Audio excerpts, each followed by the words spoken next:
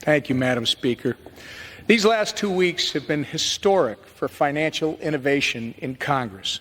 Adoption of SAB 121, the resolution by both chambers, and bipartisan passage of the Financial Innovation and Technology for the 21st Century Act just yesterday shows that digital asset policy is no longer a back burner issue in Congress. It is now front and center, and we are just getting started. The policies we've recently debated and adopted are in response to an administration that has failed to provide the clarity and guidance the budding digital asset industry in the United States has been begging for. Because of their failures, Congress has voted to reverse incoherent regulation and establish new standards that will allow our economy to move deeper into the 21st century economy. Today, we continue these efforts to once again do what this administration has failed to do. And I am proud to have my legislation, the CBDC Anti-Surveillance State Act, on the floor for a vote. This bill was the first anti-central bank digital currency legislative effort introduced in the United States. And for the past 2 Congresses, I've worked with my colleagues to update, improve, and grow support for it. The bill is simple.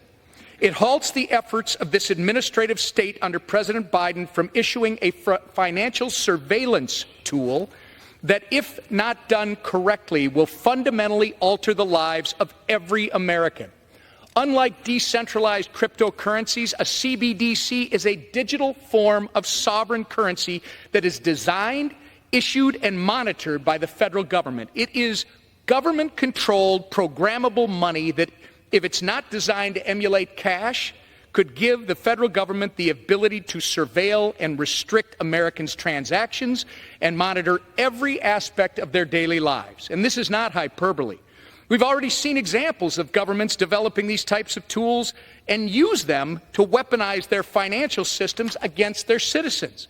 In China, the Communist Party employs a CBDC that can be used to monitor citizens' spending habits. Closer to home in the Western Hemisphere, the Canadian government demonstrated the power of federal financial surveillance and control when it froze the bank accounts of hundreds of truckers protesting the COVID vaccine mandate in 2022. It is naive to believe that your government won't weaponize the tools it has to control you. So it shouldn't come as any surprise that the appetite for financial surveillance can be an attractive proposition right here at home. In 2023, the White House issued an executive order placing a, quote, urgency on CBDC research and development.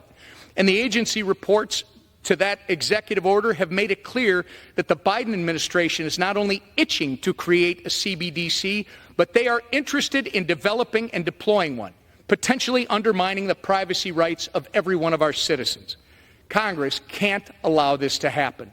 My bill ensures the United States digital currency policy remains in the hands of the American people, not the administrative state, so that any development of a digital money will reflect our American values of privacy, individual sovereignty, and free market competitiveness.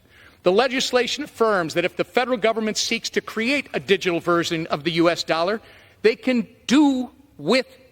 only do that with the explicit authorization of Congress. It doesn't stop them. They can do that, but they got to get authorization from Congress, and they've got to make it open, permissionless, and private. Whatever is ultimately developed must emulate the core tenets of cash. Simply put, my digital currency bill, any digital currency issued by the government, again, must be open, permissionless, and private.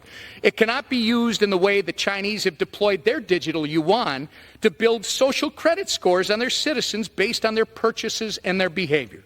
These types of tools cannot exist in a free society like ours, and we should only accept a digital currency that is consistent with our values, American values. This is what the future global digital economy needs. If not open, permissionless, and private like cash, a CBDC is nothing more than a CCP-style surveillance tool that will ultimately be used to oppress our American way of life. If China embraces it, you know it's something worth standing against. We can and will continue to launch our economy deeper into the digital age without jeopardizing who we are as Americans. And this bill is designed to ensure that that happens. I want to thank the 165 members of Congress who have joined as co-sponsors of my legislation, in addition to Chairman McHenry, Chairman Hill, Chairman Davidson, and the many others on both sides of the political aisle who have worked tirelessly with me and my team to make sure we keep the United States the beacon of innovation and global economic strength without undermining what makes our nation so special. I urge all of my colleagues to support this legislation, and I yield back the balance of my time. Thank you.